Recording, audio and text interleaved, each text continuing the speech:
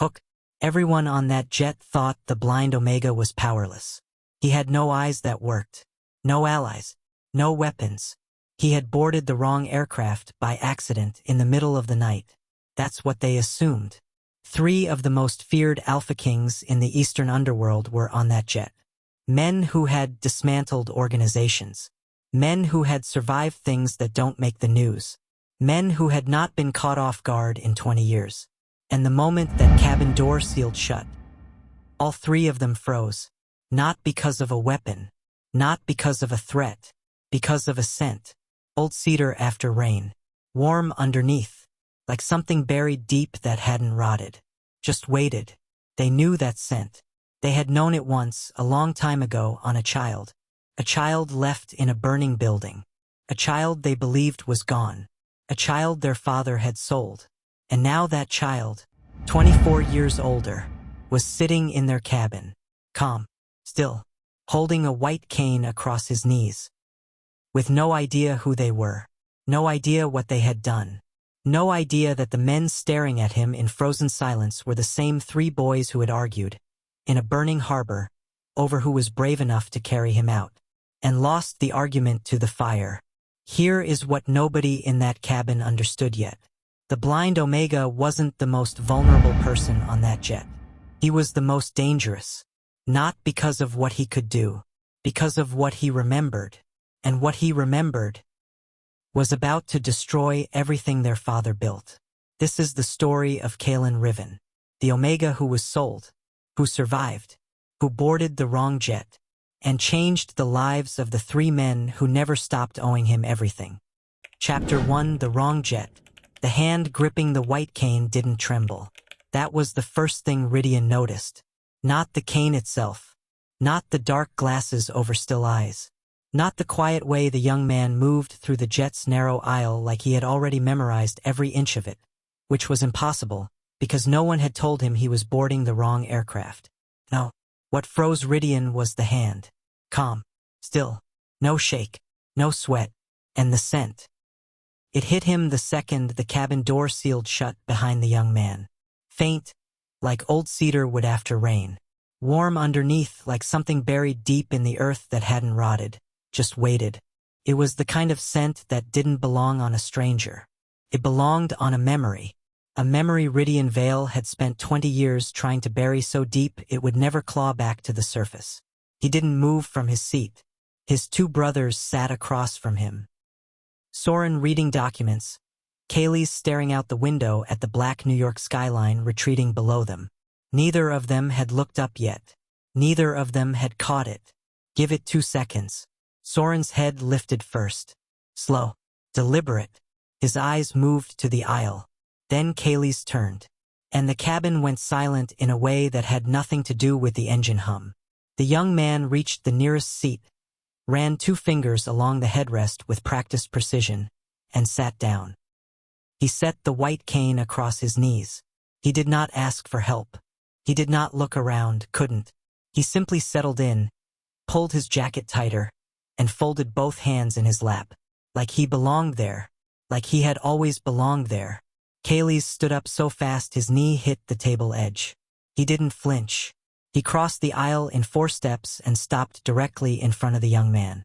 This jet is a private charter. His voice was low, controlled, but only barely. How did you board? The young man tilted his head slightly toward the sound of Kaelis's voice. He didn't lean back. He didn't tense. I was directed to gate 7. The attendant verified my boarding pass.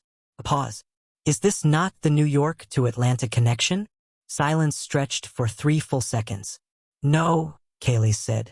It is not. The young man let out a short breath through his nose. Not panic.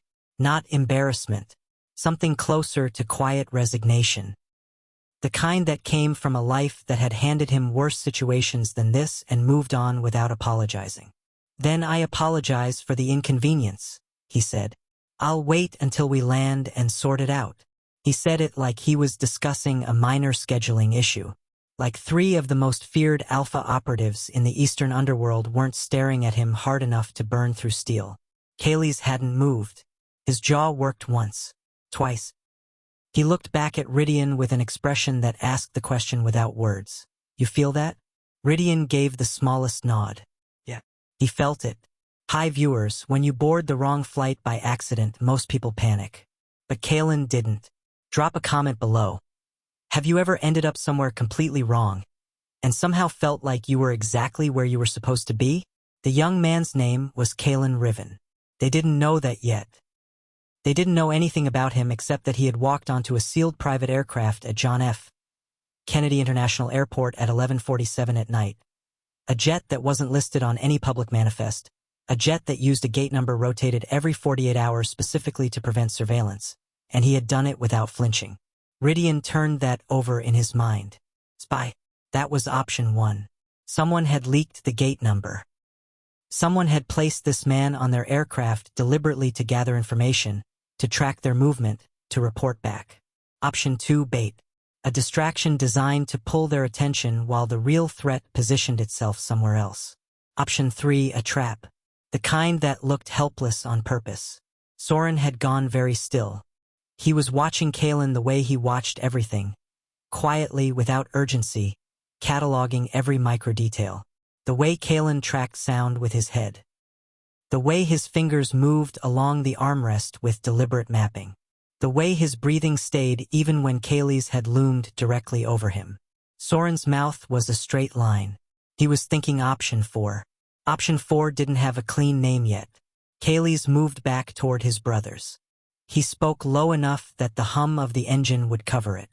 We should put him off. We're already airborne, Soren said. Then we land early. And explain what to the tower? Rydian didn't look up from his clasped hands. That we accidentally allowed a civilian to board? That draws exactly the kind of attention we don't need tonight. Kaelis' nostrils flared. Something is wrong. I know. Then why are you just sitting there? Rydian finally lifted his eyes, looked past Kaelis to where Caelan sat, perfectly still, one hand resting on the white cane across his knees, the other lying open in his lap. Not tense. Not performing calm, actually calm. Like a man who had learned a long time ago that tension cost more energy than it was worth. Because he's not a threat, Rydian said quietly. Kaelis turned. You don't know that. I know what a threat smells like. Rydian's voice dropped. That's not it. Kaelis held his brother's gaze for a beat. Then he turned back to Caelan. His expression shifted, not softer, but confused. The kind of confusion that sits right behind something older and heavier. Caelan turned his head slightly in their direction. He couldn't see them staring. But somehow, impossibly, it felt like he knew. You're debating whether I'm dangerous, Caelan said. His voice was unhurried. You don't have to whisper. My hearing is fine. Kaelis made a sound low in his throat. Soren almost smiled. Rydian didn't react. But something shifted behind his eyes. A door that had been sealed for 20 years rattling faintly on its hinges. Because the voice. It wasn't that the voice was familiar. It wasn't that the face was familiar. None of that made sense yet. What made Rydian's chest constrict was something older than logic. An instinct that lived below the brain, in the part of you that remembered things before memory had words. That scent. That stillness. That voice. It landed in him like a stone dropped in deep water. The surface barely moved. But the ripples were already spreading. Kaelis walked back toward Caelan and stopped 2 feet away. He stared down at him. Caelan's face was forward, chin level, expression neutral. He looked like a man sitting in a waiting room, not a man surrounded by people who could erase him from any record that existed. What's your name? Kaelis asked. Caelan Riven. Where are you going? Atlanta. I have a medical consultation scheduled for Friday morning. An early departure was supposed to guarantee I wouldn't miss the connection. A brief pause. Clearly, the guarantee had conditions. Who booked your travel? I did. Through what agency? Caelan turned his head slightly. Not toward Kaelis. Toward the direction Rydian was sitting. Like he could feel who the real question was coming from, even though Rydian hadn't spoken. Through the same app everyone else uses, Caelan said. The error was the gate assignment, not my itinerary. Kaelis looked back at Rydian again. Rydian gave nothing. The jet leveled out at cruising altitude. The soft overhead lights shifted to a cooler hue. Outside the windows, clouds replaced the city. Dense, gray, rolling underneath them like the surface of another world. Soren leaned forward slowly, elbows on his knees, voice quiet. Caelan. Caelan turned toward him. Have we met before? The cabin held that question for a second. Caelan considered it. Not the quick dismissal of someone who knew the answer immediately.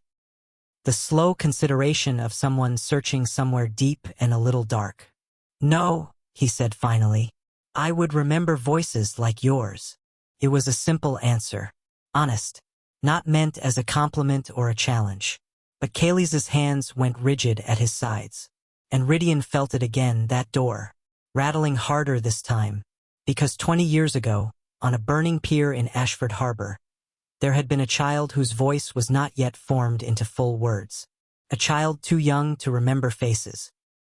A child who grabbed a stranger's sleeve in the dark and held on, and then let go, or was let go. The distinction had mattered every single day since. Kaelis turned and walked to the back of the jet without a word.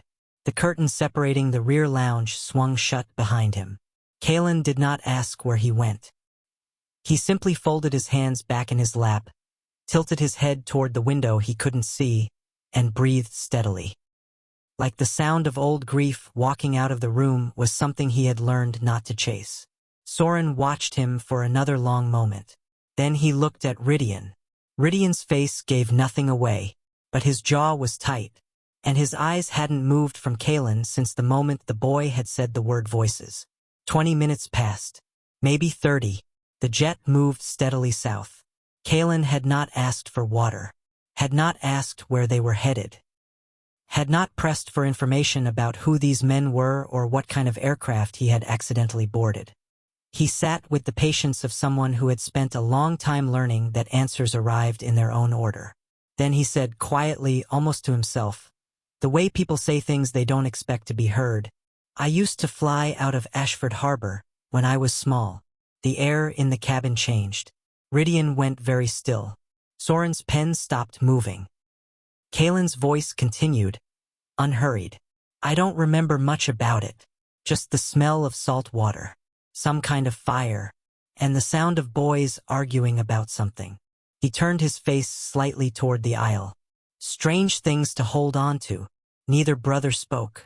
Outside, the clouds thickened, and in the back of the jet, behind a curtain that should have muffled sound, the sound of Kaelis' footsteps went completely silent, like he'd stopped breathing. Soren looked at Rydian with eyes that had gone wide and careful at the same time. Rydian's throat moved. He said nothing. He was thinking about what it meant that a blind young man had accidentally boarded their sealed private aircraft in the middle of the night, and the first memory he had chosen to speak out loud was Ashford Harbor. The place they never talked about. The place where something had been left behind 20 years ago. The place where they had failed the one thing that had never stopped meaning something. The curtain at the back of the jet pulled back. Kaelis stood in the opening. His face was something Rydian had not seen in years, stripped raw. No calculation, no control, just something shaking underneath. He crossed the aisle in 3 steps. He grabbed Caelan's wrist. Hard, not cruel, but hard enough that the white cane rolled off his knee and hit the floor with a sharp crack. Caelan did not pull away. He turned his face up toward Kaelis' direction. Steady, patient. Kaelis' voice came out rough. Barely words at all. Who sent you to say that name? A beat of silence. Then Caelan answered. Low, clear, unbothered. No one sent me. I said what I remembered. Kaelis' grip didn't release. His breathing was uneven now. Not rage, something that lived below rage. Something older and messier and harder to contain. Soren stood up slowly and said, quietly, Kaelis. But Kaelis wasn't looking at Soren. He was looking at Caelan's face, at the stillness of it, at the patience in it, at the way this young man sat in the grip of a man who could end him with 2 hands and didn't even tense his jaw, like he had faced worse, like the worst had already happened. Kaelis let go. He stepped back. He looked at Rydian.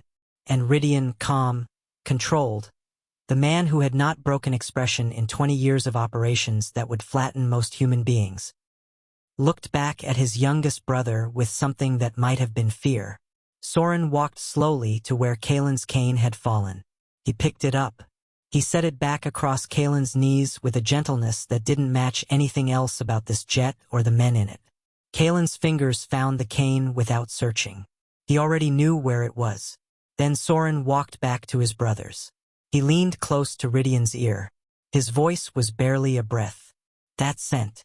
It's impossible. Rydian looked at Caelan for 3 full seconds. Then he said, just as quiet, just as careful. Not impossible. A pause. Forgotten.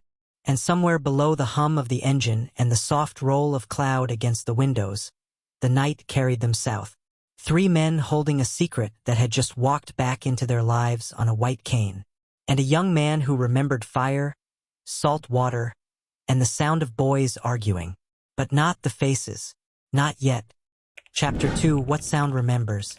Kaelis didn't come back to the front of the cabin. He sat in the rear lounge behind the drawn curtain, and no one went after him. That was how it worked between the 3 of them. Kaelis needed space the way most people needed oxygen, and pulling him back before he was ready only made whatever was burning in him burn hotter. Rydian knew it. Soren knew it. So they left him alone and managed what was in front of them. What was in front of them was Caelan Riven, who sat like someone had carved him out of patience. One hand on the cane, one hand in his lap, head tilted just slightly in the direction of the nearest window, not to see, obviously, but to feel the light change, maybe, or track the ambient sound bouncing off the glass. Soren had been watching him do that for the last 10 minutes. It wasn't casual observation. Soren didn't do casual anything. He catalogued the way Caelan's posture shifted when the engine pitch changed. The way his head tracked each sound, the cooling vent overhead, the faint creak of Rydian's seat leather when he shifted weight, the barely there vibration of the jet cutting through crosswind. Caelan wasn't just sitting there. He was building a map, rebuilding it constantly, updating it with every new sound, filing each detail away with the efficiency of someone who had long since accepted that his world would always be constructed in the dark. It was methodical. It was almost like watching someone run a surveillance operation. Soren set down his documents. He leaned back, stretched his legs under the table, and crossed his arms. "You've been quiet," he said. Caelan turned his head toward Soren's voice. "You've been watching." Soren didn't bother denying it. "I have. That's all right." A pause. "You're trying to figure out if I'm a threat. I'm trying to figure out what you are." Caelan considered that. Most people settle for the blind guy. Saves time. Soren didn't react to that the way most people would. No awkward shift. No overcorrection. He just let the words sit where they landed. "Most people aren't very precise," Soren said. Caelan's mouth moved, not quite a smile. Something smaller than that, like the outline of one. "Fair," he said. Rydian was still. He hadn't spoken in 30 minutes. He was watching Caelan the same way Soren was, but from a different angle, not analytical. Something harder to name. Like a man reading a document in a language he used to know fluently and now had to work to translate. The jet hit a pocket of turbulence. A 3-second drop, smooth enough to mean nothing to anyone with flight experience. But the water glass on Caelan's armrest table slid 2 inches toward the edge. Caelan's hand caught it before it reached the lip. He hadn't turned toward it. He hadn't tracked it visually. He simply reached, found it, and set it back. Soren's eyes moved to Rydian. Rydian said nothing, but his jaw moved once. "That's a practiced reflex," Soren said to Caelan. "I've had time to develop it." "How long have you been blind?" "Since birth." No pause. No inflection shift. "Said the way you state weather. And you travel alone." "I do most things alone. By choice." A beat longer this time. "By design," Caelan said, and left it there. Soren looked at the way Caelan's thumb was moving along the shaft of the cane. Slow, deliberate strokes. Not anxious. Rhythmic. like the body finding a groove to occupy while the mind worked on something else. What's in Atlanta? Soren asked. A specialist. Neurological evaluation. A pause. Routine. You said medical consultation earlier. Caelan tilted his head. You noticed that. I notice most things. So do I. Caelan's thumb stopped moving. The difference is, I notice sounds most people don't register as information. Like the sound a man's voice makes when it's carrying something it hasn't said yet. He turned his face slightly in Soren's direction. You're not asking about Atlanta because you're concerned about my health. Soren studied him. No, Soren said. I'm not. Then what do you want to know? Soren leaned forward slightly, elbows back on his knees. Voice steady. Ashford Harbor. You brought it up. Caelan's posture didn't change, but something microscopic shifted, not tension exactly. Awareness. Like the name had activated something deeper. I said I used to fly from there when I was small. That's all. How small? A long pause. Young enough that I can't give you a year, Caelan said. Old enough that I remember the smell. His thumb moved once along the cane again. Salt water. Fuel. Something burning that shouldn't have been. Soren said nothing. Rydian said nothing. The engine hummed. Why does that name matter to you? Caelan asked. Not accusatory. Genuinely curious. The way someone asks a question they're not sure they want the full answer to. It's a place we know, Soren said carefully. A lot of people know it. It's a harbor. Not many people bring it up in this context. Caelan was quiet for a moment. What context is that? Soren didn't answer immediately. Rydian finally shifted. He turned in his seat so he was fully facing the aisle. His voice came out low and even. The voice he used when he wanted a room to hold completely still. You said you remember boys arguing. What were they arguing about? Caelan's head turned toward him. The first time Caelan had oriented fully toward Rydian since the jet took off. A silence that had weight. I was too young to understand the words, Caelan said. I just remembered the sound of it. 3 voices, I think. All of them high young. And one of them was crying. The overhead light hummed. Do you remember anything else? Rydian asked. Caelan's face stayed perfectly still. I remember being set down. His voice didn't change, didn't catch. Stated plainly the way someone reads a fact from a page. I remember the sound of footsteps going away. And then it was very loud, and then it was very quiet. A breath. That's all. Rydian's hands, resting on the table, pressed flat against the surface.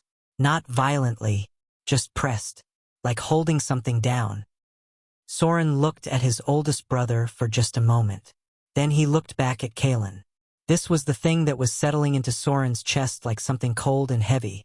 The fact that Caelan was telling this story without knowing why it mattered. Without knowing who he was telling it to. Without any of the weight of accusation or demand or grief that the story deserved. He was just answering questions. Patiently. Quietly. Like a man who had long since made peace with a wound he didn't fully understand. That was worse, somehow.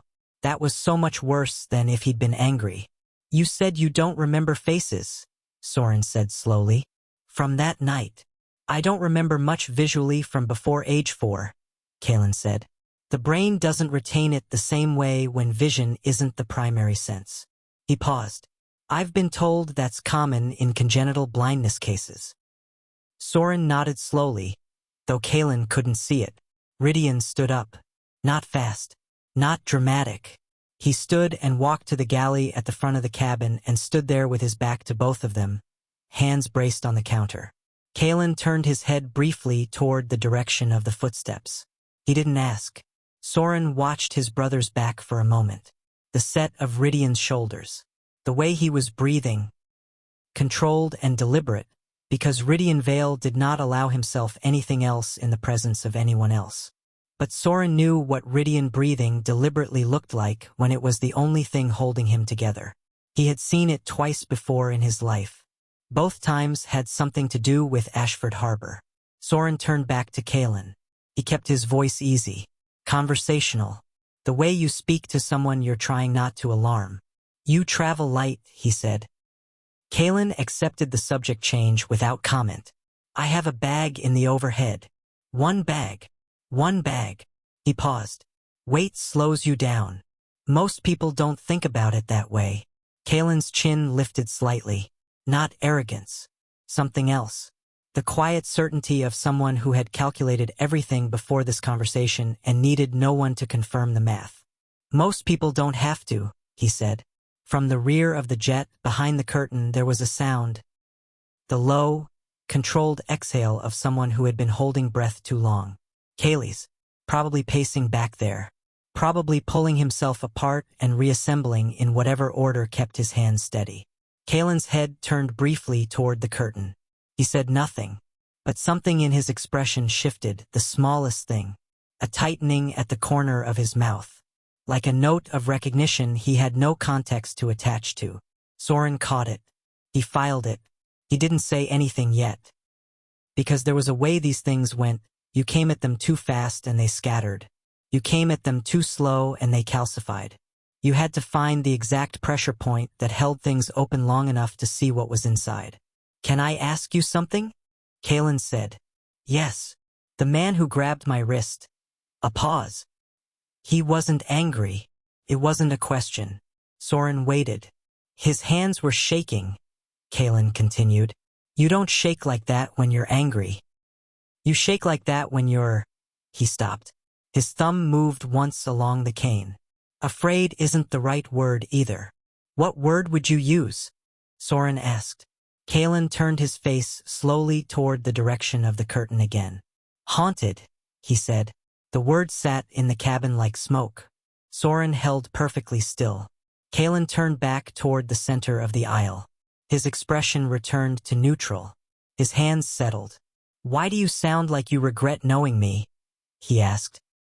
The question was direct. No heat behind it. The tone of someone reading the room with senses that didn't require eyes, and reading it accurately. Soren opened his mouth.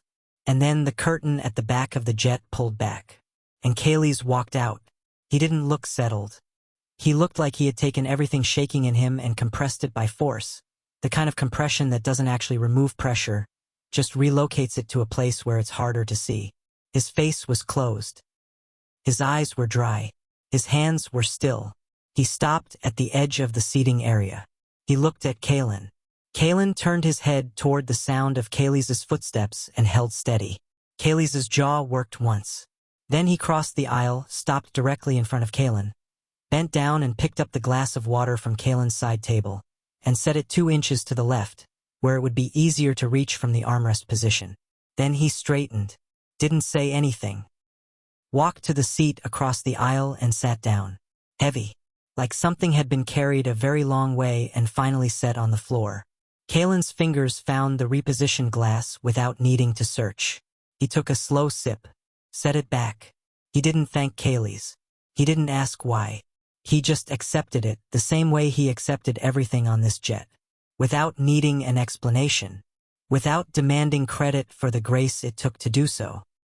Soren looked at Rydian, who had turned around from the galley and was standing completely still.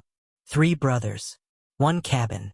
1 young man whose scent had unlocked something all 3 of them had walled off for 20 years. And Caelan, who knew none of it. Who sat between them quiet as a held breath. Who remembered fire and salt water and the sound of footsteps going away. But couldn't remember the faces. Couldn't remember who had left. Soren was still thinking about what word to use for that. The jet dropped slightly. Another pocket of air. Outside, the cloud cover had thickened to the point where there were no lights visible from the windows. No city grid below, no stars above. Just the flat, total dark of a night sky that had sealed itself shut. Kaelis had been looking at his hands for the last several minutes. Now he looked up. He looked at Caelan. He looked at the stillness of him. The patience of him. The way Caelan sat in the middle of a cabin full of tension he had correctly identified as grief without being able to name the source of it. Something was breaking in Kaelis that he had been trying very hard not to let break. Rydian walked back to his seat, sat down, clasped his hands again. The 3 of them in a row now, watching. Caelan turned his face slightly toward the window and breathed. And then, very quietly, he said, I don't know why I mentioned the harbor. I don't usually. A pause. It just felt close. Like this air had the same texture. Kaelis made a sound. Barely. Like something struck, not a word. Rydian looked at him immediately. Kaelis shook his head once. He was fine, just give him a second. Caelan didn't look in their direction. He was somewhere else now, not absent but turned inward, touching something he couldn't see any better than he could see the clouds outside the window. I've never been able to figure out what the boys were arguing about, he said. I used to think it mattered, that if I could remember the words, I'd know what happened after. His thumb moved along the cane once. But I think the words were just about me. And he stopped. A quiet exhale. That's enough to understand. The cabin was so quiet the engine sounded loud. Kaelis stood up, crossed directly in front of Caelan. His voice came out too low and too fast. Someone who had rehearsed nothing and was saying it anyway. Who sent you to say that name? The same question as before, but different now, desperate now. Caelan turned his face up toward Kaelis, unhurried, unsurprised. I told you, he said. No one. Kaelis stared at him, and Caelan stared back, or whatever the version of staring is when your eyes don't move toward the light, but everything else in your face does. Why does it matter who sent me? Caelan asked. What is Ashford Harbor to you? Kaelis didn't answer. He took a step back, looked at Rydian. Rydian said nothing, but his eyes said, not yet. Kaelis turned away, sat back down, pressed his fists against his thighs. Soren looked at Caelan. Caelan's face had gone very still. He was listening to something none of them could hear, whatever frequency grief broadcasts at when it fills a room and tries to pretend it isn't there. You all knew each other in Ashford Harbor, Caelan said. A statement, not a question. No one answered. And something happened there that you don't talk about. Still nothing. And when I mentioned it, his head tilted slightly. You didn't just recognize the place. A pause. You recognized the description. The jet hummed. Soren's hands were flat on his documents and not moving. Rydian's eyes were on Caelan with an expression that might have been the closest Rydian Vale had come to undone in 20 years. Kaelis was breathing through his nose with visible effort, and Caelan turned his face back toward the dark window. His voice came out even, quiet. You left someone there, he said. It wasn't accusatory. It wasn't a wound being reopened. It was just true. Said the way someone reads a fact from a page. The engine hummed, and somewhere in the seat across the aisle, Kaelis's eyes closed, and he stayed that way, like a man trying very hard not to come apart at 30,000 feet. Chapter 3 Things Fire Remembers. The rest of the flight should have been 2 hours. It lasted 40 minutes before the first warning came through. The pilot's voice over the cabin intercom was controlled in the way voices get controlled when the person behind them is choosing each word very carefully. Mr. Vale. Encrypted alert on the secondary channel. Priority level red. Rydian was out of his seat before the sentence ended. He moved to the cockpit door, keyed the entry code, and stepped inside. The door closed behind him. Soren and Kaelis looked at each other. Caelan sat completely still. He had been sitting that way for 11 minutes, since the moment he'd said you left someone there and the silence had closed around it like water over a stone. He hadn't pushed, hadn't pressed. He simply sat with the words out in the air between them, not asking anyone to pick them back up. That patience was the most unsettling thing in the room. Kaelis was watching him from across the aisle, not with hostility anymore, something that didn't have a clean name, a kind of aching attention. The way you watch something you're afraid might disappear. You're not going to ask, Kaelis said. His voice was rough at the edges, not aggressive. Worn. Caelan turned toward him. Ask what? What we know. About the harbor. About, he stopped. Tried again. Most people would be asking. Most people ask when they think words will answer the question, Caelan said. Some things don't get answered that way. Kaelis stared at him. What does answer them? Kaelis asked. Genuine. Not a challenge. A pause. Time, Caelan said. Or accident. He said it without any particular weight. But the word landed in the cabin like something heavy dropped from height. Felt in the floor before it was heard. Accident. Like a young man boarding the wrong jet in the middle of the night. Kaelis looked down at his hands. Soren was watching this exchange from his seat with the focused stillness he reserved for moments when he understood that what he was witnessing mattered. He didn't know the whole of it yet. None of them did. The math hadn't fully added up. But the numbers were coming in, and they were all pointing in the same direction, and the direction was impossible. No, not impossible. Forgotten. Caelan's breathing was steady. His hands were still. But his head had tilted slightly in the direction of the cockpit door, tracking Rydian's footsteps through the thin partition, mapping the sounds of the conversation he couldn't hear. Something changed, Caelan said. Soren didn't lie. Yes. The alert. Yes. Caelan turned his face toward the front of the cabin. His jaw settled. Not worried, calibrating. Adjusting. How serious? He asked. Kaelis looked at Soren. An old question between them, how much do we say? Soren gave the smallest nod. Serious enough that we need to know if your boarding this aircraft was actually an accident, Kaelis said. Caelan turned back toward him. His expression didn't shift defensively. He heard the question for what it was, not an accusation, a necessary ask. He answered it the way he answered most things. Directly. I have nothing to do with whatever network you're part of, Caelan said. I'm a 24-year-old rehabilitation consultant who takes the wrong flights sometimes because gate signage in large airports is badly designed for people without sight. A pause. That's the full answer. And you have no idea who we are, Kaelis said. I know you're three men who have money, access to a private aircraft, and a shared history that involves a burning harbor and something they lost there. He turned his face slightly toward the window. I don't need a name to know what wait sounds like. Kaelis leaned forward, elbows on his knees. He looked at Caelan for a long time. Then he said very quietly, What do you remember from the harbor? All of it. Not just what you told us before. Caelan was still. A long beat. Why? Because I need to know. You need to know? Or you need to confirm something you already know? Kaelis's jaw tightened. Both. Caelan set the cane flat across his knees. Both hands on it now. Not defensive, anchored. Like a man preparing to step into water he hadn't tested the depth of. I remember being carried, he said. A man carrying me, moving fast. Too fast for me to track direction. I remember the smell of the harbor. Salt, motor oil, something burning. A breath. I remember voices, several of them. Adults. Children. The adults were angry. The children were scared. His thumb moved along the cane. I remember the sound of gunshots. Close. Then further. Then not there. He stopped. And then someone set me down, he said. In a space that had stone walls, I could tell by the echo. Small room. Very warm. And the footsteps went away. A pause. And then the building above me caught fire. I know because I could hear the structure changing. Wood expanding.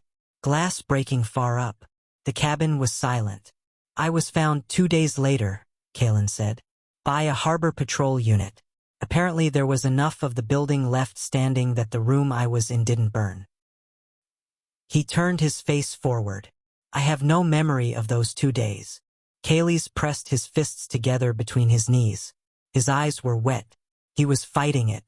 Not hiding it, fighting it, which was different. Soren stood up very slowly and walked to the galley. He stood there with his back to the cabin for a moment. His hand was braced on the counter the same way Rydian's had been earlier. Neither brother spoke. Caelan let the silence sit. Then he said, The room was in Ashford Harbor. Not a question. Yes, Soren said, without turning around. And the boys arguing. Caelan's voice was careful now.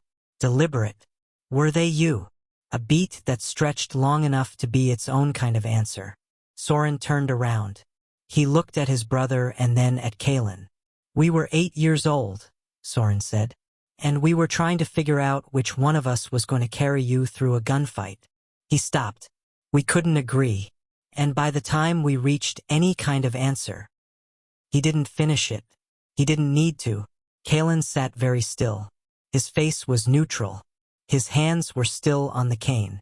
He wasn't performing composure, he was in it fully, because composure was one of the things he'd had to build from scratch a long time ago, and he'd built it solid. But something moved behind his eyes. Not fury, not grief, something quieter than both. Like the sound of a door that had been locked for 20 years making the smallest click. You were children, he said. Yes, Soren said. Then whatever you chose, you were choosing as children. His chin lifted slightly. I'm not here to give you absolution for that. I don't remember you. I don't carry that night with resentment because I don't carry it at all. A beat. But I remember the room, and the fire, and the 2 days of silence. He turned his face toward the window. Whatever you chose, I still lived through those. Kaelis made a sound. Low, broken at the base of it. He stood up. He walked past Caelan's seat to the window opposite and stood there with his back to the cabin. Both hands gripping the overhead storage bar, staring at nothing. The jet hit brief turbulence. 3 short bumps. Nothing serious. But it rattled the table glasses and filled the cabin with sound for 2 seconds. And in those 2 seconds Soren watched Caelan track every source of sound automatically. Cataloging, mapping, updating. Hands steady. Head slightly tilted. Eyes behind the dark glasses still. When the turbulence passed, Caelan turned his face in the direction Kaelis was standing. He said nothing, but his expression said, I know you're there. I know what this is costing you. I'm not going to make it worse. The cockpit door opened. Rydian walked back into the cabin. His face was what Soren had come to recognize over a lifetime as Rydian's operational expression.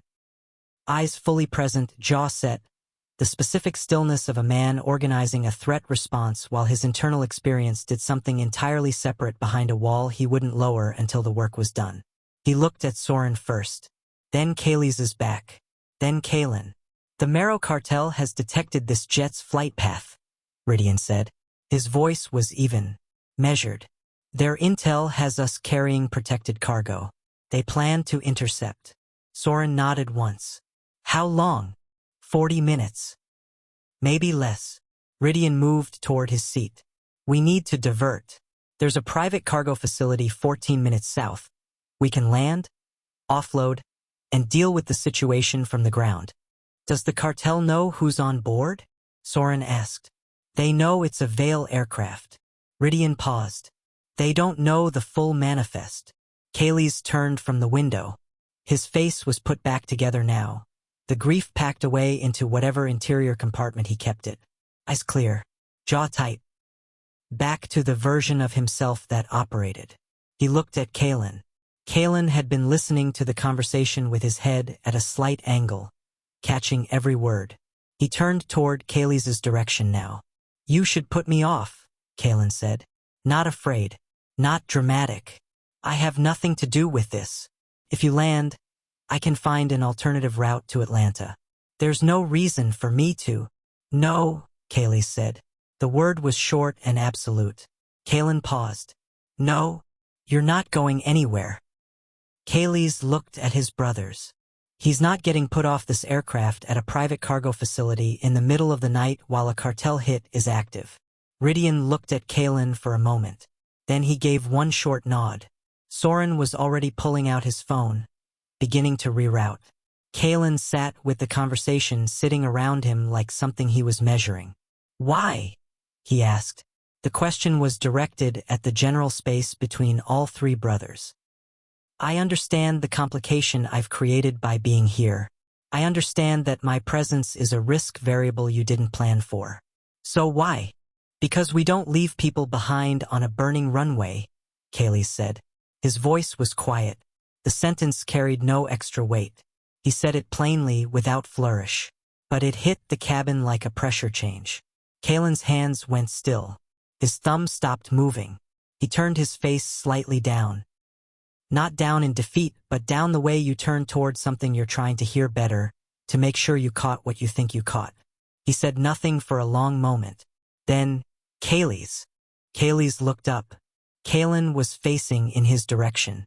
His expression, behind the dark glasses, behind 24 years of built composure, behind the patience that had become his architecture, carried something that had no clean translation. "Sit down," Caelan said quietly. "You're making the room feel uneven." A beat. Kaelis looked at him. And then something in Kaelis Vale, who had not sat down voluntarily at another person's request in 15 years of running operations, who moved through the world like a force that didn't receive instructions, sat down. He sat down, directly across from Caelan, arms resting on his knees, head forward, eyes on the floor between them. Caelan turned back toward the front of the cabin. Rydian was standing at the galley counter with his phone, rerouting, calling contacts. His back was to the cabin, but his head had turned just slightly, just enough to catch the exchange in his peripheral vision. His hand, braced on the counter, pressed flat. Soren was watching all of it. 40 minutes, maybe less. The jet banked slowly south-southeast. And then Caelan spoke. His voice was quiet, unhurried, the tone of someone speaking into a room they know is listening. "They're not coming for the jet," he said. No one answered. "They said valuable cargo," Caelan continued. "The cartel. That's what you said."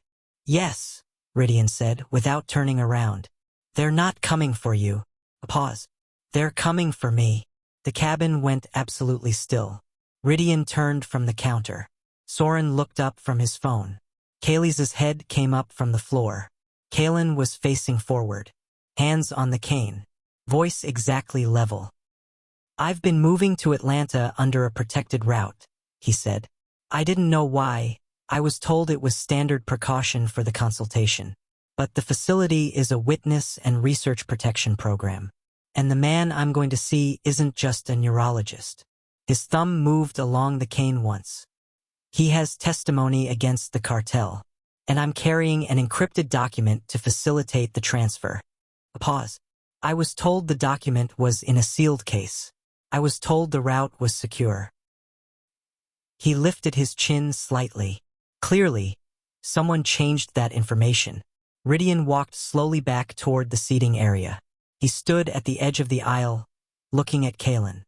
His voice was careful, exact. "Who gave you the document?" Caelan turned toward his voice. "A man named Vasquez. He said he was a government contact." A pause. "He had identification. It looked right." "Did anyone else know you were traveling?" Soren asked. "Only the facility in Atlanta. And the man who booked the confirmation. A transport coordinator named Hollins." A breath. "He's the one who gave me the gate number." The silence that followed that sentence had a particular texture. Rydian looked at Soren. Soren looked at Kaelis. The same name, Hollins. The same man who had filed the gate rotation on their aircraft 12 hours ago. The same man who had been with the Vale operation for 4 years and had never, until this moment, given them reason to look twice. Kaelis stood up, slowly, the kind of slow that is controlled force. Rydian put a hand on his arm once, brief, firm. "Not yet," Rydian said quietly. Kaelis's eyes were hard. "He put a civilian on our aircraft. He handed them over to us and told the cartel where to find them." "I know. He's been feeding them." "I know." Rydian's voice was low and absolute. "Not yet." Kaelis held it for a second. Then he sat back down, hard. Caelan was listening. He had tracked every word, every pause, every shift in the texture of the silence between them. "Hollins gave you the gate number," he said. "Yes," Rydian said. "And Hollins is someone you trust." No answer. "Was," Caelan said, correcting himself without being asked. "Someone you trusted." Rydian looked at him. "He didn't just compromise my route," Caelan said. "He put me specifically on this aircraft, which means he knew whose aircraft it was. And he knew that putting me here would either cause you to hand me over, or bring the cartel directly to your door." His thumb moved. "He used both of us." The hum of the engine filled the space. Soren looked at Rydian. His face had gone into the focused, clinical calm he used for threat analysis. But his eyes carried something behind the assessment that hadn't been there an hour ago. Something that kept returning to Caelan's hands resting on that cane, to the steadiness of them, to everything that steadiness represented. "When we land," Soren said, "it won't just be a diversion. The cartel will have already rerouted to the cargo facility." "I know," Ridian said. "So we land into an active approach." "Yes." Kaelis cracked his knuckles. One hand, then the other. Systematic. Familiar. Caelan heard it. He turned toward Kaelis's direction. "How many?" Caelan asked. Kaelis looked up. "What? How many of them, typically, when the cartel moves on an intercept?" A pause. 6 to 10 ground units, Kaelis said. 2 to 3 vehicles. Hangar or open tarmac? Depends on the facility. This one. Kaelis looked at Ridian. "Enclosed," Ridian said. "Bay doors on the east side. Administrative office at the north. Maintenance and storage at the south." Caelan nodded slowly. He was quiet for a moment. Then, "The enclosed structure is an advantage, if you know the layout." "We know the layout," Kaelis said. "Then position matters more than numbers." Caelan's voice was flat and precise. "Sound travels differently in enclosed hangars than open ground. If they don't know that, and most people who haven't moved through the space without sight don't think about it, they'll rely on visual sightlines and miss the acoustic angles." He paused. "I can track position by sound. In a closed space, I can track movement before it becomes visible." The three brothers were very still. Soren spoke first, carefully. "You've done this before." Not a question. Caelan turned toward him. His expression didn't change. "I've been in difficult spaces without the advantages most people have," Caelan said. "I've learned to use what I do have." A pause. "Whether that's been useful before tonight isn't the point." "What is the point?" Kaelis asked. Caelan turned toward him. "The point," Caelan said quietly, "is that you're not the only useful person in this cabin." The jet banked again. Final approach vector, subtle but readable to anyone who had flown enough. Ridian walked to the window and looked down at the facility below. Dark, lit only at the perimeter. Bay doors visible east side, just as planned. And outside those lights, at the tree line south of the facility, the faint movement of vehicles, cutting their headlights. Moving into position, he turned back to the cabin. "We land in 8 minutes, Ridian said. "Whatever happens after the wheels touch down." His eyes moved to Caelan. Something passed through them. Recognition, guilt, the complicated weight of 20 years compressed into the 8 minutes they had left. "You stay close." Caelan turned toward his voice. "I wasn't planning to wander," Caelan said.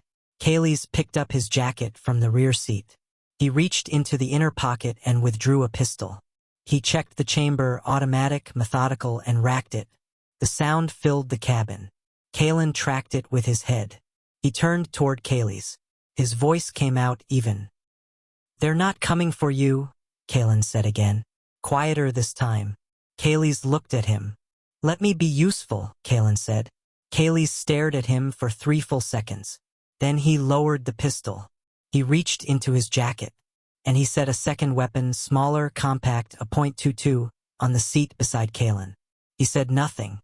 Caelan's hand found it, lifted it, turned it once, mapping it by touch, weight, shape, safety position, grip angle. He set it in his lap. His expression didn't change. But his hands had gone completely steady. Soren watched this and felt something shift in the architecture of what this night meant. Not the tactical reality of what was 8 minutes away, but the weight of what had led to this exact moment. A wrong gate, a sealed aircraft, a young man who carried Ashford Harbor in his memory and a government document in his bag, and 24 years of surviving spaces that shouldn't have been survivable. And 3 brothers who had flown south for years trying to outrun a night they'd left behind, now carrying that night toward a landing strip, with the living evidence of what they'd done sitting between them, holding a gun. Steady. The descent alarm chimed softly. 6 minutes. Ridian sat down and buckled his harness. He looked at Caelan one more time. If we get separated in the hangar, he started. We won't, Caelan said. Rydian paused. How do you know? Caelan turned his face toward him. His voice carried something quiet and absolute. Not arrogance. Certainty. The kind that comes from knowing yourself all the way down. Because I've learned to hold onto the sounds I need, he said. I won't lose yours. The jet's wheels dropped from the bay. The lights of the facility rose below them through the windows. And at the tree line south of the runway, the vehicles stopped moving. They had arrived. They were waiting.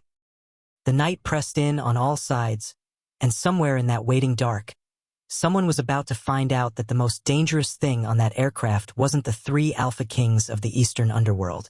It was the blind young man in the gray shirt who hadn't panicked once, who had rebuilt a map of every sound in this cabin from the moment he sat down, who was holding a gun with perfectly still hands, and who had spent 24 years learning exactly how to survive the kind of night that was 30 seconds away from beginning. The wheels hit the tarmac, and the bay doors on the east side of the hangar began to open. Chapter 4: What Breaks in the Dark. The bay doors hadn't finished opening when the first shot hit the hangar wall. Not a warning. An opener. The crack of it split the air like something tearing, sharp, immediate, the kind of sound that ends one reality and starts another. Rydian was already moving before the echo finished. He hit the floor of the jet's exit ramp low, weapon drawn, eyes sweeping east. Kaelis came out behind him. Right side, 3 o'clock, moving toward the cargo crates stacked along the south wall. Soren went left. Standard. Practiced. No words needed. And Caelan stepped off the ramp last. He stood at the base of it for exactly 2 seconds. Head up, tilted slightly right. His free hand was at his side. The .22 was in his right hand, arm relaxed, not raised yet. He was listening. Another shot. East wall, high, someone positioned in the maintenance loft above the bay. Caelan's head tracked it exactly. He turned 15 degrees left, then dropped behind the nearest crate in a motion so clean it looked like he'd done it 100 times in exactly this kind of space. Which maybe he had. 3 more shots came in fast. Suppressed, quieter, but not quiet enough. Rydian returned fire from behind a steel shipping container. 2 controlled bursts. The angle was wrong and he knew it. He was firing to move them, not to drop them. By time. North side. Soren called from across the hangar. 2 units behind the office partition. Loft has 1. Rydian's voice was flat and operational. Maybe 2. I count 4 ground, Kaelis said from the south wall. Spreading east. Caelan was still behind the crate. He had his back against it and his head back, and anyone watching would think he was frozen, scared or lost or both. He wasn't either. His eyes were closed behind the dark glasses. His mouth was slightly open. He was hearing the building. The hangar was maybe 60 feet across, maybe 80 deep. Concrete floor. He'd felt the texture under his shoes coming off the ramp. Metal walls, corrugated, which meant sound bounced at consistent angles. The crates were stacked in 2 irregular rows, which created corridors. The office partition Soren mentioned was prefab, hollow wall, not solid, which meant sound passed through it instead of reflecting. The loft above the east bay was open-grated metal. Footsteps would telegraph. He knew this. He didn't know how he knew it. He just did. 2 of the 4 ground units were moving south along the east wall, using the crate row as cover. They were moving slow, deliberate, professional. But their boots on the concrete had a cadence. Step, pause, step. And in a metal building with corrugated walls, that cadence bounced off 3 surfaces before it disappeared. Caelan tracked them. He set his shoulder against the edge of the crate, raised the .22. He listened for 1 more step. There. He fired twice, low, not to kill but to redirect. The second shot clipped something solid, a weapon, a vest edge, he couldn't tell. But the footsteps scrambled. 1 man stumbled. The cadence broke. And in the breaking of it, Soren, who had been waiting for exactly that kind of gap in their formation, stepped out from behind the office partition and dropped one of them cleanly. He looked across the hangar floor toward Caelan's crate. He didn't say anything. But the look on his face in that half-second, before the next round of fire came in and he was back behind cover, was not something that had a quick translation. Kaelis was moving along the south wall. Fast. He reached the corner, checked the angle, and came around to find himself face to face with a cartel ground unit at 4 feet. Too close for a clean shot. He didn't need one. What followed wasn't pretty. It was fast. 3 seconds of something that was trained and brutal and left the man on the floor, but not dead because Kaelis needed him to answer questions later. Kaelis picked up the man's radio. He listened for 4 seconds. Then he looked across the hangar toward Rydian. "Soren," he called. Not loud. Controlled. "Here." Someone gave them the landing bay number. A pause in the gunfire. Just a beat. Rydian said, "How specific?" "Bay assignment. Bay door code. Approach vector window." Kaelis held up the radio. Exact. The silence between those words and the next volley of shots stretched like something pulled too tight. Rydian's jaw set, because that level of detail didn't come from satellite surveillance. It didn't come from tracking the flight path. It came from inside. From someone who had access to their private operations infrastructure, their coded communications, their real-time routing decisions. Someone who had been inside for a long time. Hollins. The name sat in Rydian's chest like a coal. For years. 4 years of cleared operations. Of trusted access. Of standing in the same rooms and eating at the same tables and knowing every corridor, every code, every contingency. 4 years of being exactly the right kind of invisible. Movement in the loft. Rydian caught it in his peripheral vision. A shape at the graded walkway edge. Weapons swinging down to line up on Soren, who had shifted position and hadn't cleared the sight line yet. Rydian moved. He came out from behind the container, shoulder exposed, and the shot hit him. Not center mass. Not clean.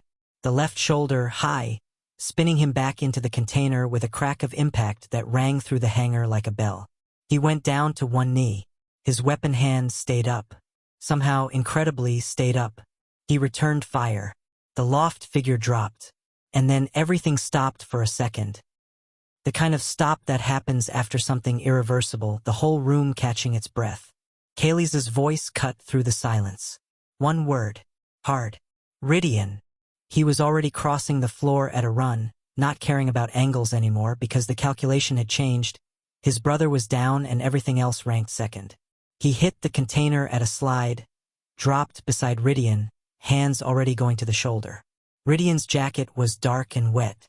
Not catastrophic.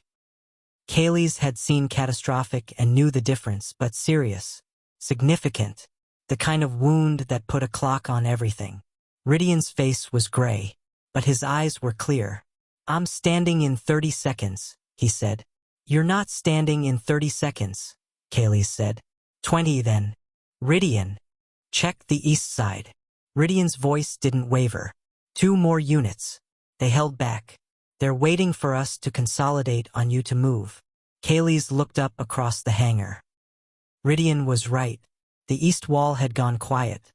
Not because the threat was gone, but because it was repositioning. Moving around the far edge of the crate rows, using the distraction of the shot to come around the flank. Soren was on the wrong side to see it. And Caelan was on the right side. Kaelis opened his mouth to call a warning. And then Caelan's voice came through the hangar, low and calm, from somewhere behind the center crate row. "Soren." 3 steps forward, then left. Soren, without hesitation, because something in the certainty of that voice left no room for doubt, took 3 steps forward, then left. The shot that came from the east flank passed through exactly the space where he'd been standing. Soren was already moving, already returning fire, already using the angle Caelan had just handed him. 2 clean shots. The east flank unit went down. Quiet descended over the hangar. Not the quiet of safety, the quiet of aftermath. The kind that fills in after violence like water filling a hole, settling into the shape of what's left behind. Kaelis exhaled through his nose. He had one hand pressed against Rydian's shoulder. The other was braced on the container floor.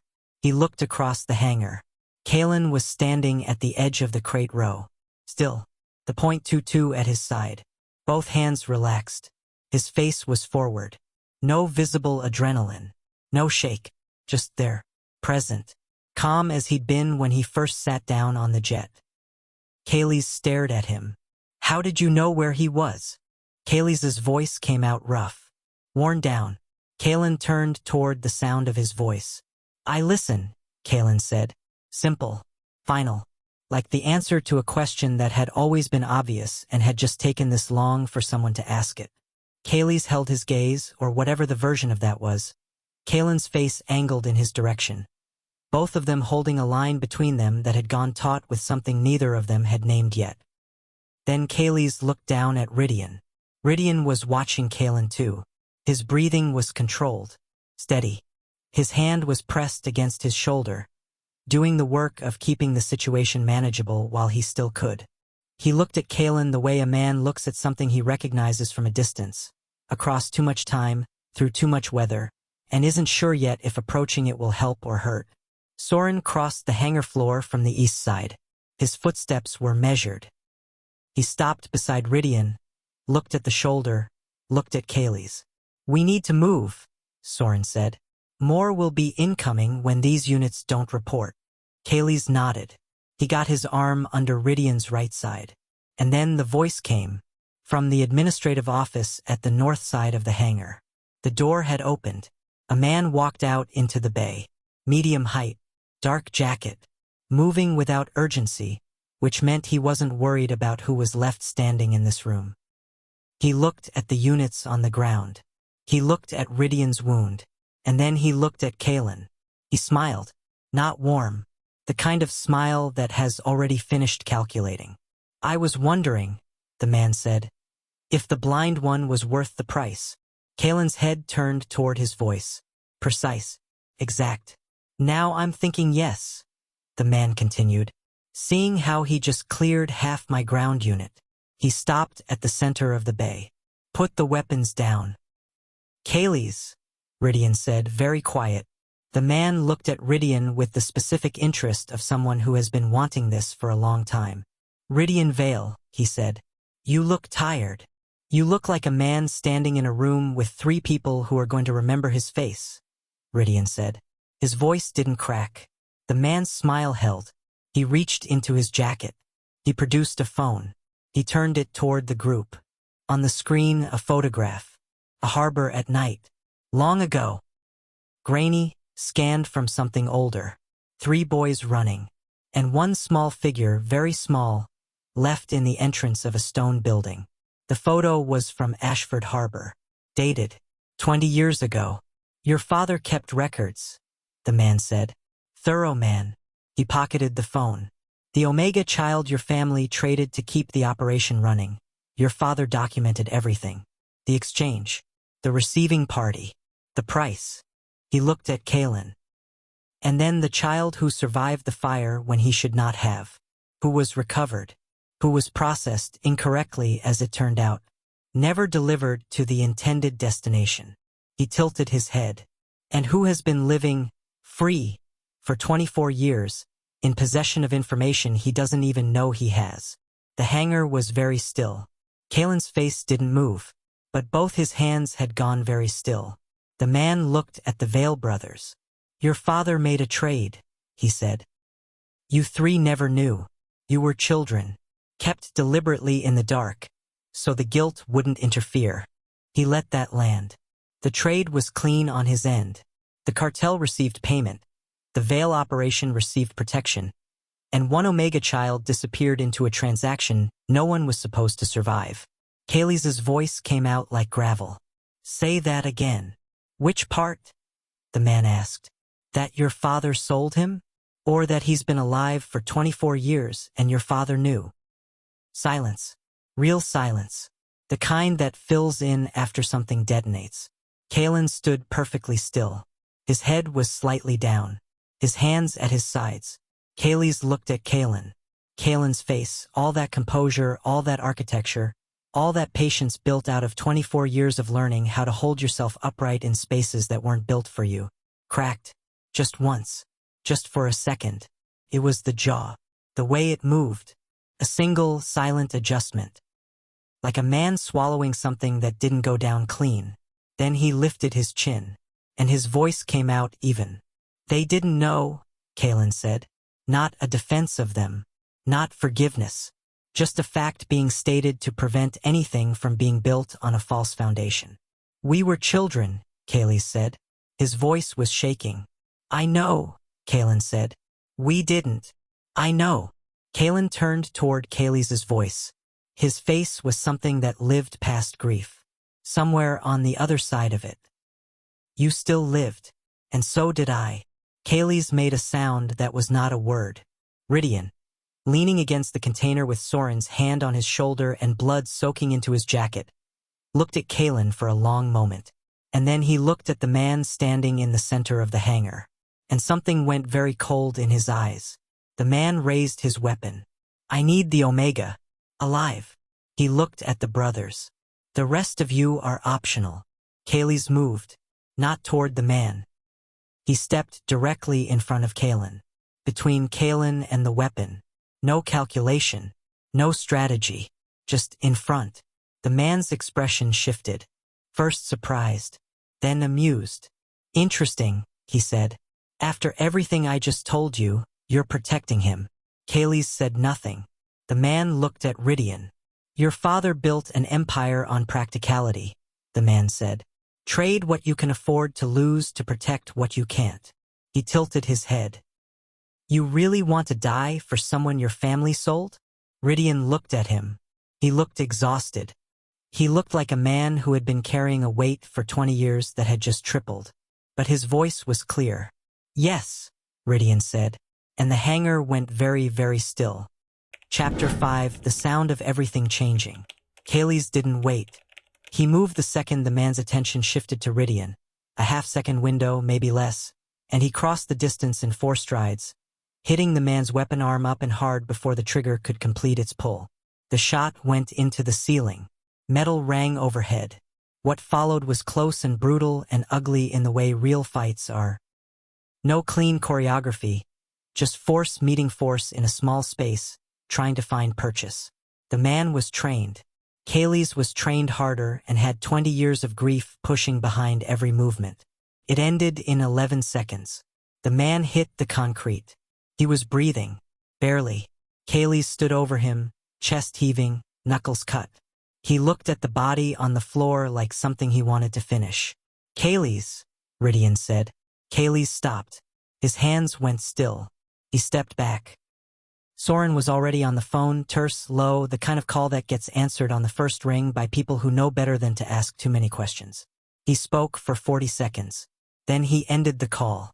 Extraction in 12 minutes, he said. Transport medical on site. Rydian nodded. His shoulder had stopped cooperating. The arm was hanging now, the hand unable to grip.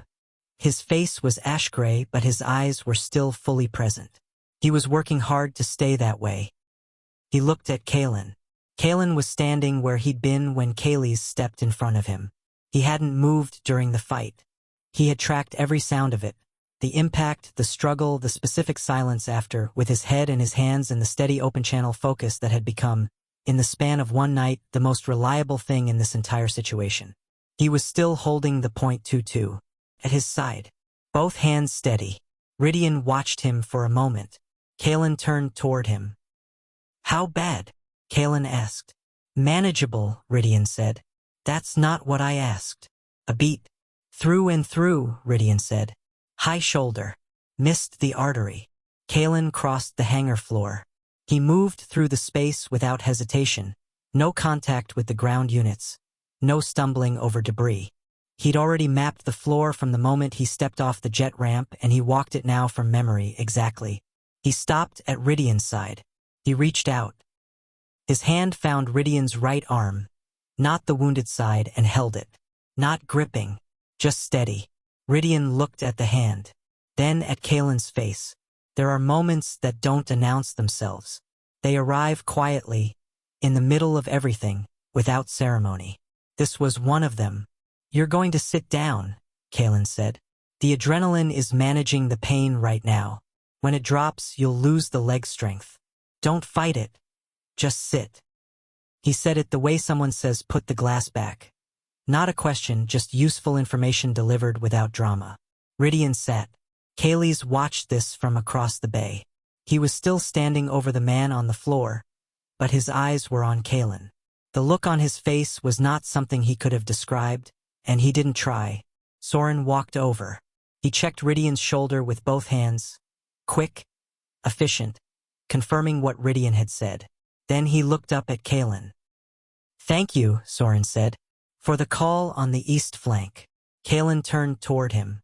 "I just said where the sound was." "You saved his life," Soren said. "Say it the way it is." Caelan was quiet for a beat. "Then yes," he said. "You're welcome." Kaelis walked over slowly. He stopped a few feet from Caelan. He looked at him the way someone looks at a person they have been failing for a very long time and have only just been allowed to see clearly. His voice came out rough. "I need to say something." Caelan waited. "We didn't know what our father did," Kaelis said. "I want to be clear about that. What he traded, what he gave away." He stopped. His jaw worked. "We were told you were evacuated. That a harbor patrol unit found you and you were placed in a program. We were told you were safe." He exhaled. "We believed it because we needed to." Caelan listened. He didn't interrupt. "We didn't leave you," Kaelis said. "We were children, and we argued about who was going to carry you. And then the fire moved too fast and the adults were screaming and someone pulled us out." His voice broke once, clean at the base of a word. "And someone told us you were okay." He looked at the floor. "We believed it." A long silence. The hangar breathed around them.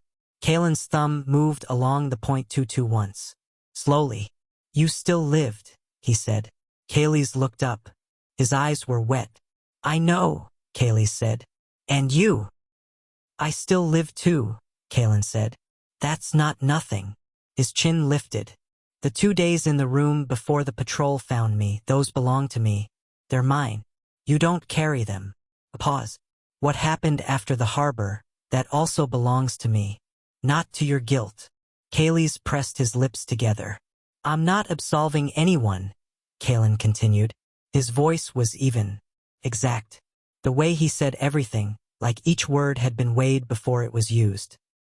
"But I'm not carrying 24 years of anger for you to relieve yourself of 24 years of guilt. That's not an exchange I'm making." He turned his face slightly. "What I'm saying is I know what the facts are now. I know who was responsible. And it wasn't 8-year-old boys." Kaelis looked at him for a long time. Then he said, very quietly, "We were crying." Caelan turned back toward him. "I know," Caelan said. "I heard it." The hangar was silent. Kaelis sat down. Not dramatically, not collapsing, just sat. On the concrete, back against the crate. Like all the structure he'd been using to hold himself upright had quietly decided it had finished its job for the night. Soren looked at both of them. He didn't say anything. Some things don't need commentary. 12 minutes came and went. The extraction team arrived through the North Bay, 2 vehicles, a medical unit in one, 3 of Ridian's people in the other. Clean, quiet, practiced. The man on the floor was secured and loaded. Ridian was helped to the medical unit without ceremony. He'd insisted on walking, made it halfway, accepted the arm on the second half without making it a battle. Caelan was the last one to walk toward the vehicles. He moved through the hangar like he'd been walking it all his life. One of the extraction team reached out to guide him. "I'm fine," Caelan said. Not rude, just accurate. The man stepped back. Soren watched this from beside the vehicle. He watched the way Caelan moved, the quiet certainty of it, the absolute ownership of his own navigation in any space he occupied, and felt something he had no name for settle in his chest. Caelan reached the vehicle and stopped at the door frame. His hand found the edge of it. He paused there for a second. Then he turned toward Soren. "The document I was carrying," Caelan said. "The testimony transfer." "We have it," Soren said. "It's secure." Caelan nodded. "Vasquez, the contact who gave it to me, was he compromised?" "We'll find out," Soren said. "And Hollins, that one we already know." Soren paused. "He's been located." Caelan turned his face forward. Something in the line of his jaw, not satisfaction exactly, but a kind of settling, like a problem properly acknowledged. Okay, he said. He got into the vehicle.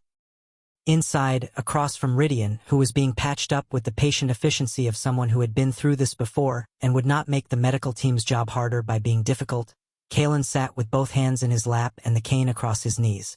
Rydian looked at him. Caelan turned toward him without needing the visual cue. "You're going to want to tell me something," Caelan said. Rydian's breath shifted. Something that might have been quiet amusement. Mostly pain, a small portion of something lighter. He said. "Then say it." A pause. "Our father is alive," Rydian said. The vehicle moved through the dark facility road. Outside, the sky was beginning to lighten. Not dawn yet, but the pre-dawn gray that meant the night was running out of time. Caelan sat with that sentence. He didn't react immediately. He let it land and settle and spread. "I know," Rydian continued. It's not easy to say. And what he did is separate from what you did," Caelan said. His voice was flat, not cold, just clean. "And is separate from what I do next." Rydian looked at him. "You don't have to do anything with it." "I know. We'll handle." "I know." Caelan turned toward him. "I'm not asking you to handle anything for me. I'm saying it's separate. I'll decide what to do with it separately." Rydian held his gaze. Then he nodded. One clean nod. The vehicle hit the main road and the facility disappeared behind them. Kaelis was in the front seat. He hadn't turned around. But his right hand, resting on the window edge, had stopped moving from the moment Rydian said their father's name. It hadn't moved since. Soren rode in the second vehicle. He was looking at his phone. Operational cleanup, witness location confirmation, the long list of threads that needed pulling in the aftermath of a night like this. But every few minutes he looked up from the screen and out the window, at the gray sky turning slowly pale. He was thinking about Ashford Harbor, about 3 boys arguing over who was brave enough, about what it meant that the argument had never really ended. It had just been waiting, for 20 years, in the stillness of a blind young man with a white cane and a patience that felt like it had been forged in something hotter and longer than one night in a burning building. They had all survived. That was the thing. Every one of them. And the night wasn't finished telling them what to do with that. 3 weeks later, at the safe house in Savannah, a low brick building set back from the marsh, the kind of place that looked like nothing and meant everything. Caelan sat on the back steps with his cane across his knees and the sound of the water moving through the grass below. Kaelis sat beside him, not talking, just there. He'd been doing that for a week. Showing up, sitting down, not making it a production. Sometimes for 20 minutes, sometimes 2 hours. He'd leave when he left and come back when he came back, and he never explained it, which was the version of explaining it that actually communicated something. This evening, after a long quiet, he said, "I found out what the argument was about." Caelan turned toward him. "Soren wanted to carry you on his back," Kaelis said. "I wanted to carry you." Rydian was trying to calculate the fastest route through the smoke and said neither of us should carry you because we'd need both hands to fight if it came to it. He paused. He was right about the tactical logic. A beat. He was wrong about the other thing, Kaelis said. Caelan didn't respond right away. The marsh moved. Somewhere in the grass, something small disturbed the water. "You were going to carry me," Caelan said. "I was going to carry you," Kaelis confirmed. A long silence. "Okay," Caelan said. "Just, okay." Kaelis looked at him. Caelan's face was toward the water. Not smiling exactly, but something was different at the edges of it. Something that had been held very carefully, in a space protected by composure and distance and the learned self-sufficiency of a person who had stopped expecting anyone to show up, was very slowly beginning to open. Kaelis looked back at the marsh. They sat there until the light went fully out of the sky. Neither of them moved. And somewhere inside the house, Rydian sat with his arm in a sling and a phone in his good hand, looking at a contact number he hadn't used in 20 years. And above the number, in his own handwriting from long ago, a single word. "Father." His thumb hovered. He didn't press it. Not yet. But his jaw was set, and his eyes were clear. And the night that had started on a wrong jet over New York was still unwinding, still pulling thread, still moving toward the thing at the center of it that none of them had reached yet. Someone had sold a child.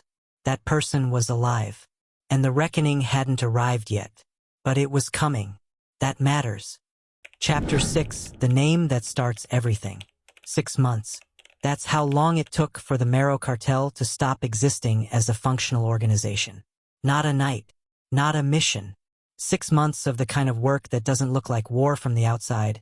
It looks like paperwork, phone calls, court appearances, testimony transfers, financial audits of holding companies registered in for different countries. It looks like nothing until suddenly 3 senior cartel directors are in federal custody, and 2 more have disappeared in ways that don't appear in newspapers. It was slow. It was methodical. And a significant portion of it was built on the encrypted document Caelan had been carrying across New York in a boarding pass envelope on the wrong jet. The testimony it contained had been the first domino. Everything else had followed. Caelan found out about the cartel's collapse the same way he found out most things, through Soren, who delivered information with the precision of someone who had decided early on that the most respectful thing you could do for a person was give them the full truth without softening its edges. He'd said, "The network is down. The key traffickers are in custody. The operation that processed displaced Omegas through the Eastern Corridor is finished." Caelan had been in the kitchen of the Savannah house, hands wrapped around a mug. He'd said, "How many recovered?" Soren had said, 41 confirmed. More still in process. Caelan had put down the mug. He'd walked to the back steps. He'd sat down. He hadn't cried, or celebrated, or said anything. He just sat there for a long time, letting 41 be the number it was. Because it wasn't just a number. Every single one of those 41 had a version of the room with stone walls and the fire above them and 2 days of silence. Some version of it. The exact shape varied, but the weight didn't. He knew the weight. And 41 of them were out. When he finally came back inside, Kaelis was standing at the kitchen counter. He hadn't left. He just stood there waiting without making it a thing. Caelan walked past him, picked up his mug. 41, Caelan said. 41, Kaelis said. We keep working, Caelan said. Kaelis said, yes, that was all. That was enough. The situation with the cartel had done something to the 3 brothers that no amount of shared operations and shared blood had managed alone. It had broken something open in their structure. Not in a damaging way. In the way a bone breaks and resets stronger.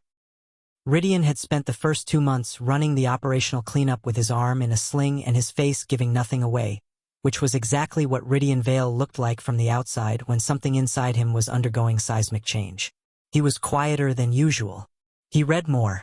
He sat in the same room as Caelan more than the operational situation strictly required. Nobody commented on this. It was the kind of thing you didn't comment on. Soren had restructured 3 of their primary operations in the eastern region. Quietly, without announcement. The restructuring moved them out of specific markets, ones that had historically benefited from the same trafficking corridors the cartel had been running. He'd laid out the numbers to Rydian, the cost, the alternative revenue, the long-term calculation.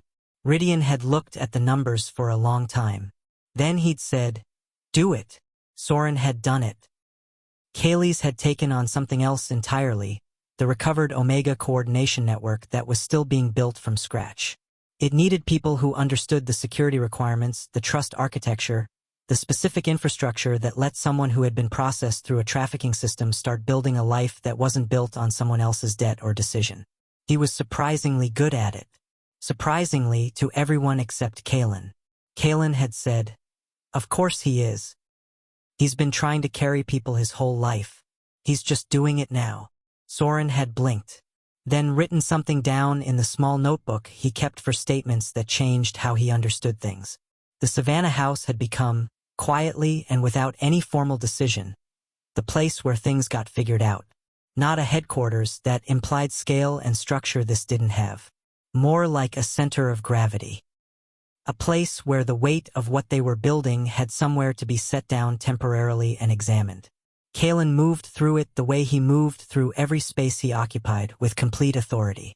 He knew every room, every door, every creak in the third step from the landing, and the way the kitchen light buzzed slightly when the refrigerator compressor kicked on, and the sound the marsh made at night when the tide was coming in versus going out. He had made the space his.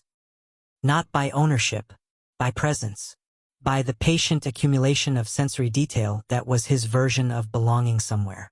On a Tuesday morning in the 4th month, Rydian came downstairs and found Caelan at the kitchen table with a phone in his hand and an expression that was doing a lot of work to stay neutral. Rydian stopped in the doorway. "What happened?" he said. Caelan set the phone down. The witness coordinator called. The testimony from the document. It implicated a secondary financier. Someone above the cartel leadership structure. Rydian walked to the table. He sat down across from Caelan. His arm had been out of the sling for 6 weeks. He moved it carefully but fully now. "The financier has a name?" Rydian asked. "Yes," Caelan said. He didn't say it. He just let it sit there between them. Rydian looked at him. Rydian was not a man who needed things explained to him twice or slowly. He understood what an implication meant before the sentence that carried it finished forming. His face went very still. "How high?" Rydian said. "High enough that the federal coordinator said they need independent confirmation before they move," Caelan said. "Something beyond the document. Something traceable." Rydian was quiet for a moment. The kitchen light buzzed. The refrigerator compressor kicked on. Outside, the marsh moved through the grass. "When did you start trusting me with things like this?" Rydian asked. Quiet, not challenging, genuinely asking. Caelan turned toward him. His face was open in the way it had become, slowly, over 6 months of shared space and incremental gravity. "The moment you said yes," Caelan said. Rydian looked at him. "In the hangar," Caelan continued, "when he asked if you'd die for someone your family sold. You didn't calculate it. You didn't negotiate it. You just," he paused, "said yes." Rydian let out a slow breath. "I meant it," he said. "I know," Caelan said. "That's why." Something passed between them across the kitchen table. Not a resolution. Things like this don't resolve on a Tuesday morning in a kitchen. But an acknowledgement. The kind that happens when 2 people stop standing on opposite sides of something and begin to understand they're both standing on the same ground, looking at the same horizon, wondering what they're going to build on it. Rydian reached into his jacket. He set a folded piece of paper on the table. He slid it toward Caelan. Caelan's hand found it. He ran his fingers along the edges. "What is it?" Caelan asked. "The contact number," Rydian said. "The one I've been holding for 6 months. A pause. "I didn't use it yet. I've been trying to decide what the right moment was." Caelan held the paper. He didn't open it. He didn't need to. "There isn't a right moment for something like that," Caelan said. "No," Rydian said. "There isn't. So what are you going to do?" A long pause. "Whatever you decide you want to do," Rydian said. "He's your history too. Yours more than mine, honestly. I've been sitting on this decision like it was mine to make." He looked at the folded paper in Caelan's hand. "It's not." Caelan was still, very still. His thumb moved once along the folded edge of the paper. He set it on the table. Then he said, "Not yet." Rydian looked at him. "I want to know who the financier is first," Caelan said. "I want to know the full shape of what happened before I decide what to do with the person at the center of it." A pause. "Okay," Rydian said. "Okay. Whatever you need. In whatever order." Caelan turned his face toward the window. Outside, the marsh was pale green in the morning light. The sound of it was steady, rhythmic, the slow tidal movement that meant the water was coming in.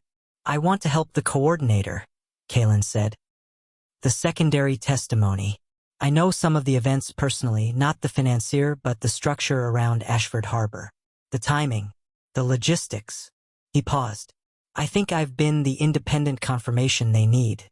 I've just been the last person to figure that out." Rydian looked at him.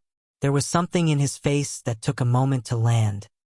The specific combination of weight and relief and something that was, in Ridian Vale's economy of expression, as close to wonder as he was capable of showing. "You'd testify," Ridian said. "Yes," Caelan said. "You understand what that means." "I've understood harder things." Caelan turned back toward him. "I've survived harder rooms." A beat. Ridian stood up. He walked to the counter. He stood there with his back to the kitchen for a moment. The same way he'd stood in the jet galley 6 months ago, the same posture, the same internal structure doing its work behind a wall it refused to lower all the way. Then he turned around. "We'll go with you," Ridian said. "All 3 of us."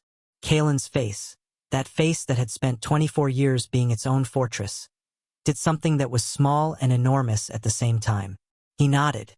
Just once. Just nodded. That was all. That was everything. The afternoon arrived. The 4 of them, Ridian, Soren, Kaelis, and Caelan, sat in the back room of the Savannah house around a table that held 3 files, a federal coordinator's contact number, and 2 cups of coffee that had gone cold. The window was open.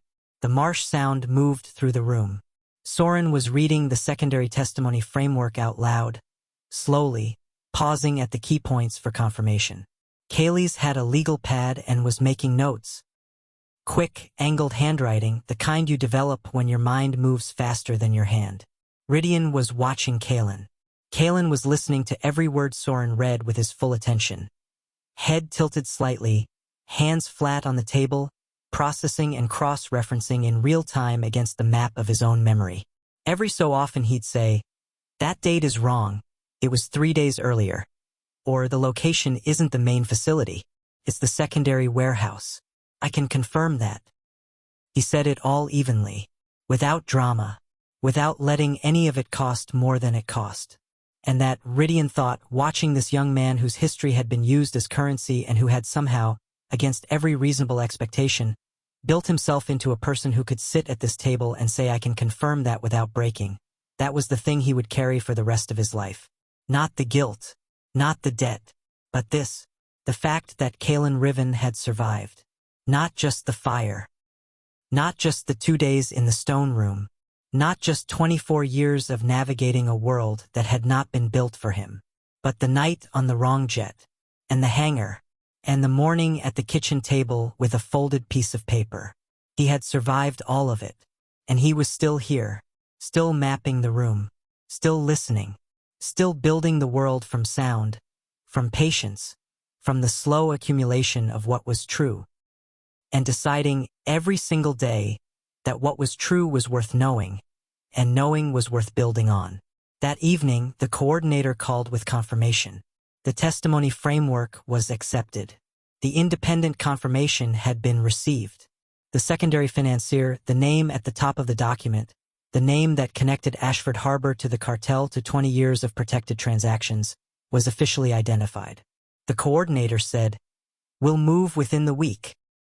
Soren ended the call. He looked at Kaelis. Kaelis looked at Ridian. Ridian looked at Caelan.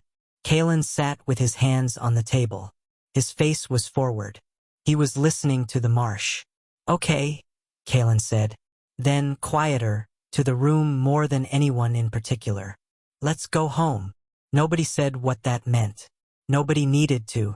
2 days later, a message arrived on Ridian's secure line. He read it standing in the doorway of the back room, phone in hand, face going through 3 different things in rapid succession, each one controlled before the next arrived. Then he looked up. Soren was at the table. Kaelis was at the window. Caelan was on the back steps. Ridian walked to the steps and sat down beside Caelan. He didn't say anything for a moment. Outside, the marsh was gold in the late light. The tide was going out. Then Ridian said, "A message came in." Caelan turned toward him. Ridian looked at the marsh. "1 sentence," he said. "From a secure relay we've never been able to fully trace." A pause.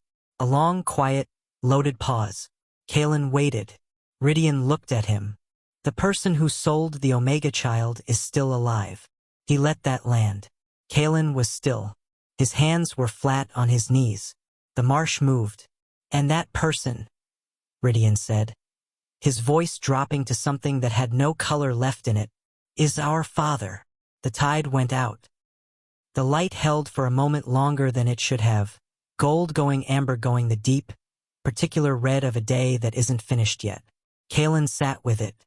He didn't move. He didn't speak. He breathed. And the night began to come in from the east, slow and deliberate, the way reckoning always comes. Not in a rush, not in anger, but certain, and already on its way. If this story moved you, if Caelan's survival and the weight of what the brothers are finally facing hit somewhere real, drop a comment below. Share this with someone who needs to hear a story about choosing to stand in front of what you once walked away from. Subscribe and turn on notifications, because what comes next will go deeper than anything you've seen from this channel yet. The stories we tell here are the ones that remind you. The people the world left behind are often the ones who end up changing everything. Don't miss a single one.